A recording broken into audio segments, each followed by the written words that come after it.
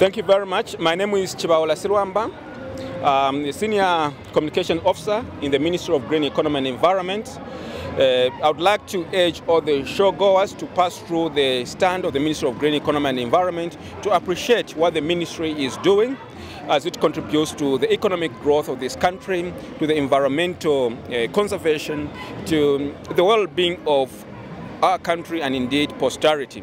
And in the context of the theme of the Agricultural and Commercial Show this year, you will realize that based on our mandate, primarily we are contributing to creating a competitive future through resilience and climate growth. We are also doing that through the enhancing resource efficiency, which is extremely important for us to be able to realize our development objectives as a country. We are also creating enabling conditions that are able to strengthen the regulatory framework as well as the policies. Because of the environmental component and ensuring that we take care of natural resources, we are also contributing to creating a competitive future through enhanced natural resource capital. We also believe in the importance of inclusivity in the opportunities that are created to ensure that we have a sustainable livelihood. As you may know, issues to do with the environment, issues to do with the sustainable development anchor on us having the three pillars of economic, social, and environment, which are extremely paramount for us to be able to realize sustainable development for the benefit of the current generations and future generations. So whatever we do now has to create a better world, create a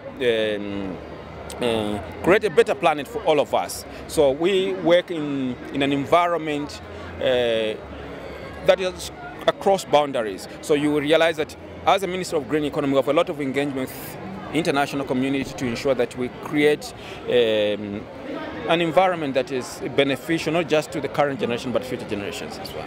You're welcome to the Biodiversity Finance Initiative stand.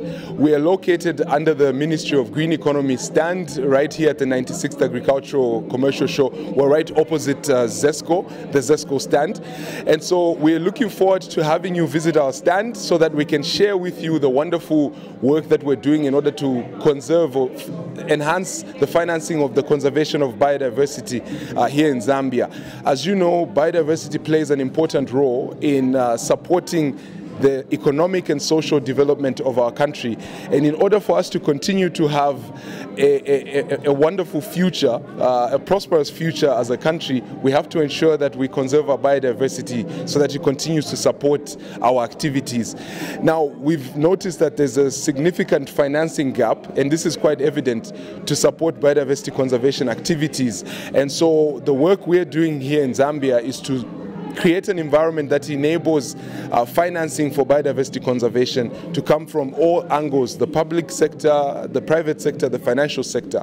And really we're working to support this through development of innovative financing instruments like the green bonds, supporting the creation of a conducive policy environment through the development of a green finance strategy for the country, and also providing a lot of technical assistance and support as well. And so we look forward to having you over at the stand, and we can chat more about how you can be part of the initiative to enhance financing of biodiversity. Thank you. Welcome to the Conservation Farming Unity stand.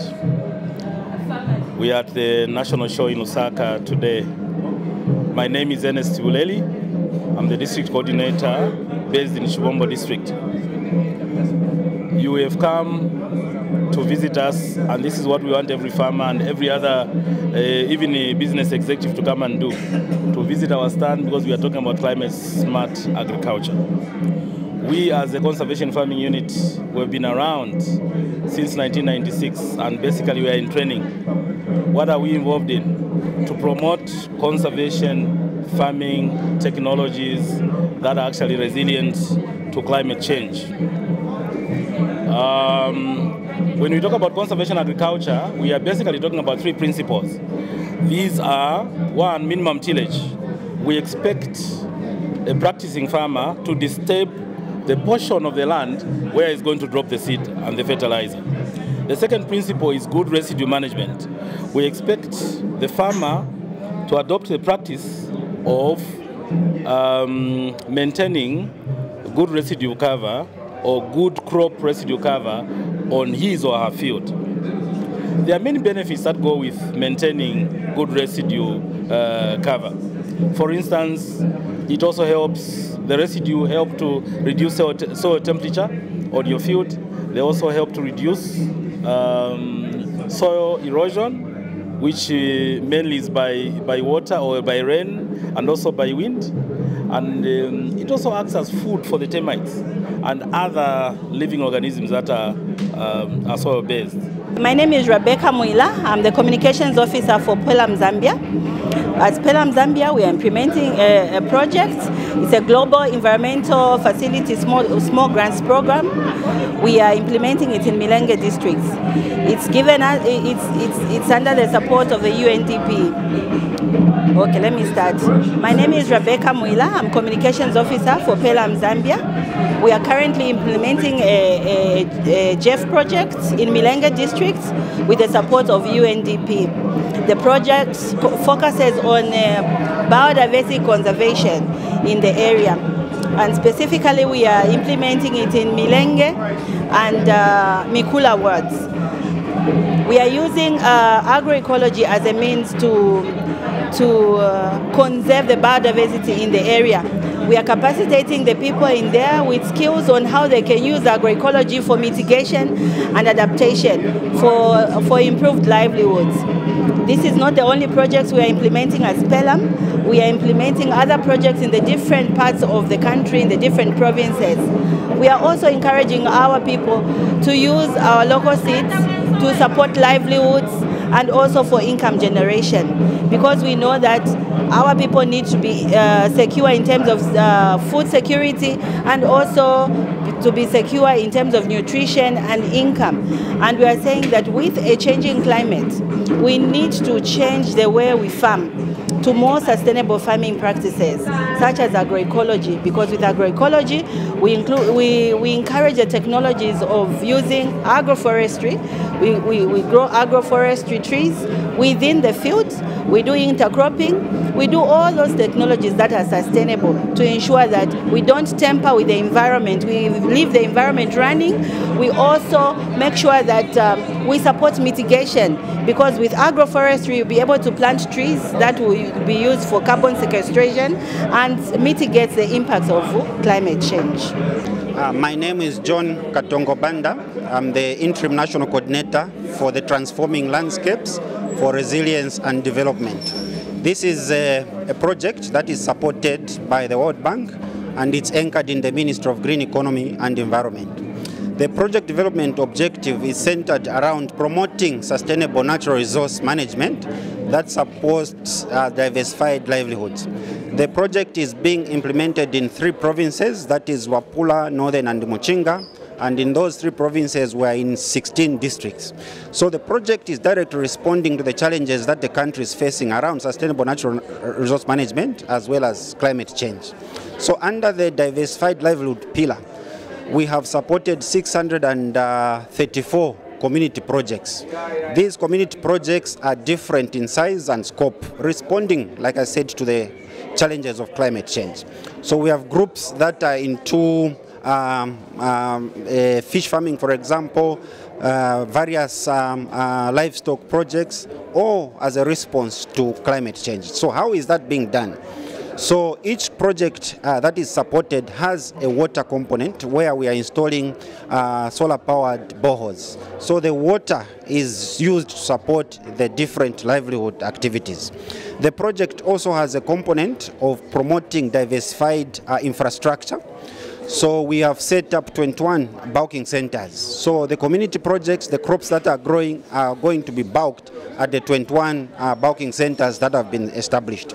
The project is also constructing, with the support of communities, irrigation canals. So again, 500 hectares of land is being put under irrigation as a result of the irrigation canals that the project is setting up. The groups that have been established, the 634, have also established savings groups. And from the savings groups that have been established, close to 3 million kwacha is in circulation, which the groups are using to come up with individual projects, such as mobile money banking, for example. The other component that the project is supporting the Department of Meteorology in terms of setting up automatic weather stations. So 120 automatic weather stations have been set up. And the distribution of the 120 automatic weather stations is that each district has one automatic weather station installed. And then the other 4 have been set up on the major water bodies. That is the Kariba, Tanganyika, Mweru, and Bangouru. So from the 120 automatic weather stations that have been established, the quality of climate information that is being generated by the Department of Met has greatly improved. The project is also supporting the Department of Wildlife in 2 landscapes, that is Lavushmanda National Park as well as the Lusenga Plains National Park. So in the 2 parks, houses for staff have been constructed, 12 in Lavushmanda National Park and another 12 in the Lusenga Plains National Park. And then earth-moving equipment has also been procured for the Department of National Parks to improve the road infrastructure within those national parks. That is a demonstration of how resilience has been built for the communities that we are supporting. Thank you.